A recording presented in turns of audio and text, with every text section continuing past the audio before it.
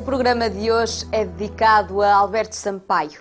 Nascido a 15 de novembro de 1841, em Guimarães, passou os primeiros anos entre este concelho e o de Famalicão, onde a família possuía uma quinta.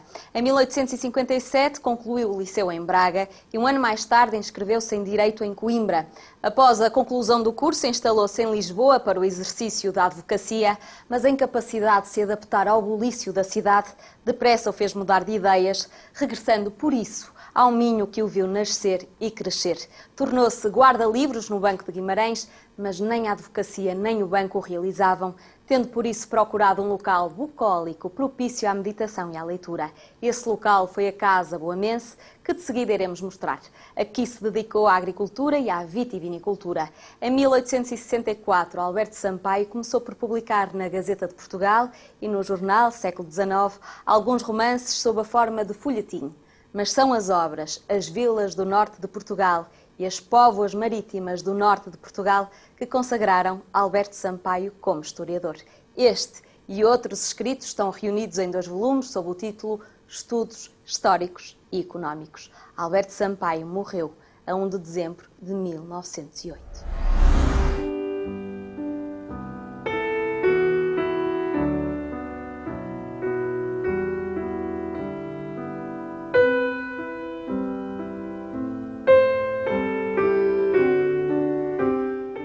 Alberto Sampaio escreveu fundamentalmente para revistas científicas e literárias da época. Só em 23, portanto passados alguns anos depois da sua morte, é que a sua obra foi reunida em volume pelo grande amigo Luís de Magalhães, que intitulou Estudos Históricos e Económicos.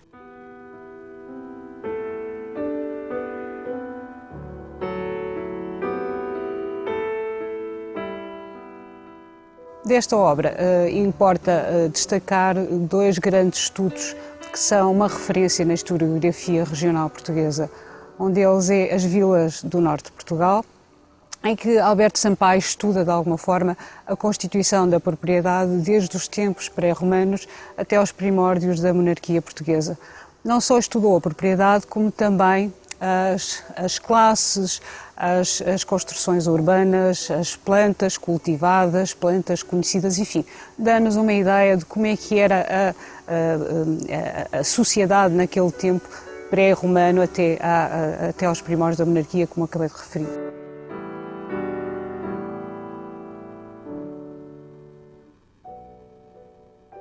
As póvoas marítimas é o segundo trabalho de Alberto Sampaio, o segundo trabalho de fogo, e que é também igualmente interessante para quem se interessa pela história de Portugal. As póvoas marítimas estudam o repovoamento do litoral. Alberto Sampaio considerou, e esse é o principal facto em que assenta a sua obra das póvoas marítimas, que infelizmente deixou inacabado, porque estava a concluir o 5º capítulo quando morreu, mas como referia, nas póvoas marítimas, Alberto Sampaio considera como facto essencial para o repovoamento do litoral a tomada de Lisboa, que ao rechaçar, digamos assim, os mouros de Lisboa, permitiu de alguma forma que a costa ficasse livre para as nossas primeiras tentativas marítimas, que, como sabe, tiveram um êxito tremendo. Portanto, estes 2 estudos são, de facto, os estudos de grande fogo de Alberto Sampaio e são aqueles que, de alguma forma, lhe deram notoriedade como historiador, como um dos grandes historiadores do século XIX.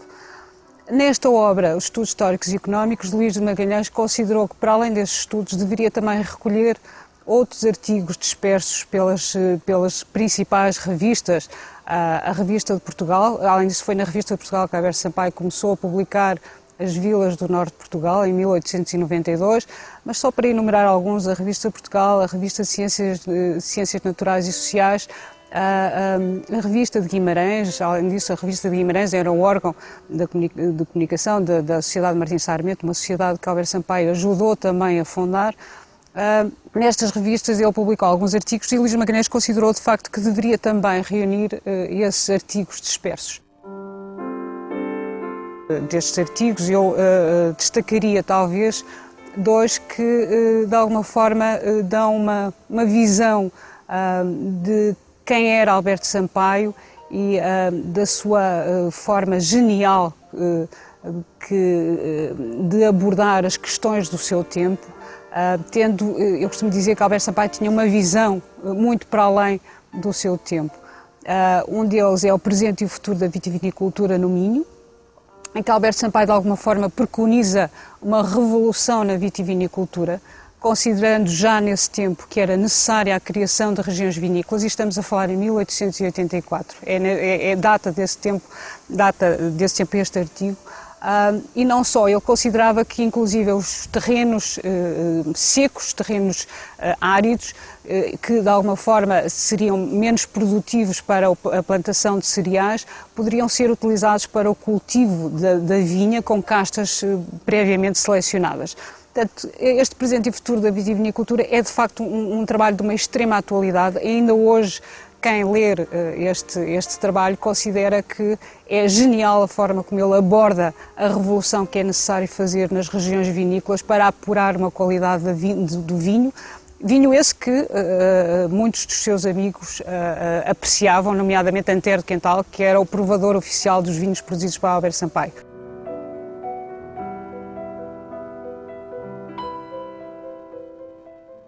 Temos também um outro trabalho igualmente interessante, que é sobre a primeira exposição industrial de Guimarães. Alberto Sampaio foi nomeado pela Sociedade Martins Sarmento diretor técnico desta exposição. De facto, teve um êxito fantástico esta exposição, e Alberto Sampaio escreve também sobre esta exposição num artigo também muito interessante, que é Convirá promover uma exposição industrial em Guimarães, em que Alberto Sampaio analisa de uma forma muito transparente como é que era a nossa indústria. Considerava que era uma indústria ainda artesanal e que, portanto, para estarmos a par com outros países da Europa, teríamos necessariamente que investir nessa indústria, não só numa mão de obra mais profissionalizada, como também nas próprias máquinas, nos próprios instrumentos, na própria investigação. E, portanto, eu acho que Alberto Sampaio é um homem deste tempo, e daí também o facto de estarmos a celebrar a sua vida.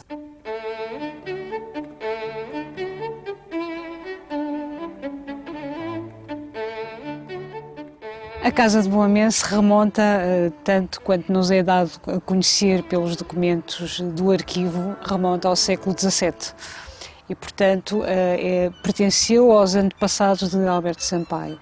Eu digo que esta casa é a casa dos afetos, porque não só porque foi aqui que viveram os antepassados de Alberto Sampaio e Alberto Sampaio, mas também os descendentes do seu irmão José Sampaio. A casa foi herdada pelo pai, Bernardino Sampaio Araújo, que curiosamente foi um homem ilustre, porque foi deputado às Cortes Constituintes de 38, e foi também ele amigo de um político extremamente interessante, Almeida Garrett.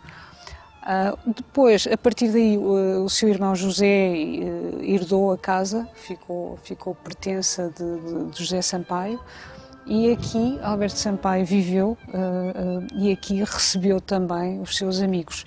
Esta casa tem um quarto, que é o quarto do Antero. Ainda hoje é conhecido como sendo o quarto de Antero Quental, porque o Antero, quando visitava o Alberto Sampaio, permanecia nesse quarto e estava sempre pronto para o receber.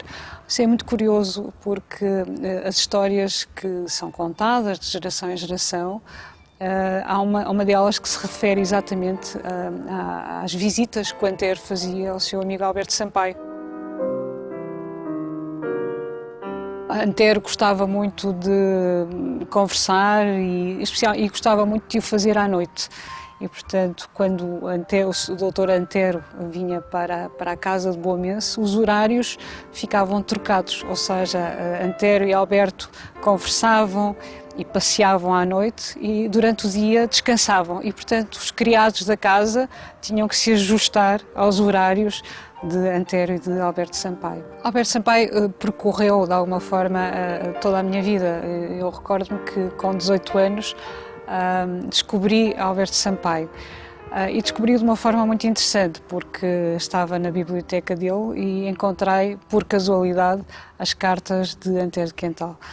E fiquei surpreendida com a descoberta primeiro e depois com a leitura das mesmas, que me levaram para um espaço completamente diferente e despertaram também a curiosidade por conhecer um bocadinho mais, não só quem era Alberto Sampaio, mas também a época em que ele viveu, os amigos que teve.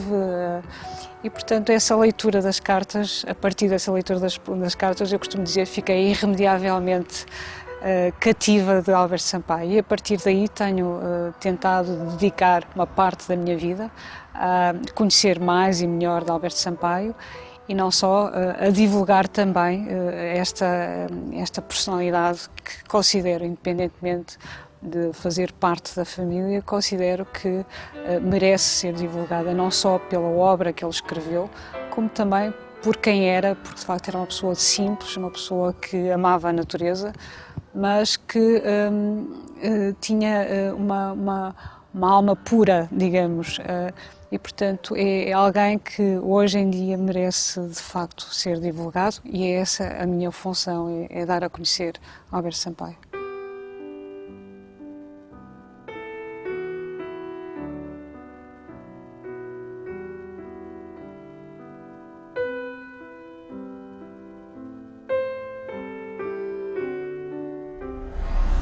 Em 1928 foi criado o Museu de Alberto Sampaio em Guimarães. Visite o museu e conheça melhor a vida e obra de Alberto Sampaio.